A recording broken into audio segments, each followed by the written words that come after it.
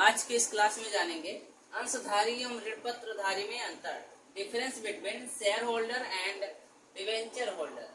अब देखो, अंशधारी और ऋणपत्रधारी में क्या क्या अंतर होते हैं। तो धारक की स्थिति की बात करते हैं तो अंशधारक कंपनी का स्वामी होता है, मतलब जो शेयर होल्डर होता है वो कंपनी का क्या होता है, स्वामी होता है, ओनर होता है। इसका धारक जो है कंपनी का क्या होता है, ऋणदाता होता है। जो डिवेंचर होल्डर होता है वो कंपनी का क्या होता है, ऋणदाता होता है। ठीक है। प्रतिफल की बात करते हैं तो अंशधारकों को लाभांश मिलता है। ठीक है, मतलब जो भी शेयर होल्डर होते हैं उन्हें क्या होता है, लाभ में हिस्सा मिलता है। ठीक है, अर्थात लाभांश मिलता है। और ऋण पत्र धारकों को ब्याज मिलता है।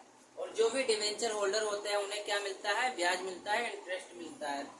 प्रबंध में भाग लेने का अधिकार। देखो, अंशधारियों को कंपनी के प्रबंध और संचालन में भाग लेने का अधिकार होता है। जो भी शेयर होल्डर होते हैं उन्हें जो है कंपनी के प्रबंध में और कंपनी के संचालन में भाग लेने का, ठीक है, अधिकार होता है, राइट होता है। और ये कंपनी के प्रबंध और संचालन में भाग नहीं ले सकते हैं। और जितने भी डिवेंचर होल्डर होते हैं या ऋणपत्रधारी होते हैं वो कंपनी के संचालन में या प्रबंध में भाग नहीं ले सकते हैं। ठीक। पूंजी वापसी। समता अंशधारियों की राशि कंपनी के जीवन काल में कभी वापस नहीं की जाती है। मतलब जितने भी इक्विटी शेयर होल्डर होते हैं अर्थात समता अंशधारी जो होते हैं उनकी जो राशि होती है या पूंजी जो है कंपनी के जीवन काल में कभी भी वापस नहीं की जाती है। इनको एक निश्चित समय के बाद धन लौटाना अनिवार्य होता है। और ऋण पत्रधारी अर्थात डिवेंचर होल्डर को एक निश्चित टाइम के बाद जो है उनकी पूंजी वापस कर दी जाती है। ठीक है। कंपनी का समापन। देखो, कंपनी के समापन पर पहले कंपनी जो है अपने सारे दायित्व पूरी करती है और जो शेष रहता है उसे अंशधारियों में बांट देती है।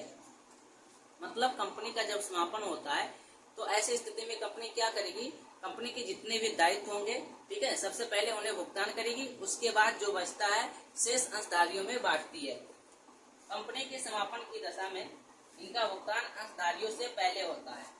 ठीक है, मतलब जो भी ऋणपत्रधारी होते हैं जब कंपनी का समापन होता है तो सबसे पहले इनको भुगतान किया जाता है, उसके बाद जो है शेष अंशधारियों को बांटा जाता है। बोनस की बात करते हैं। देखो, कंपनी इनको बोनस देती है, मतलब जो भी अंशधारी होते हैं, शेयर होल्डर होते हैं, उन्हें कंपनी क्या करती है, बोनस देती है।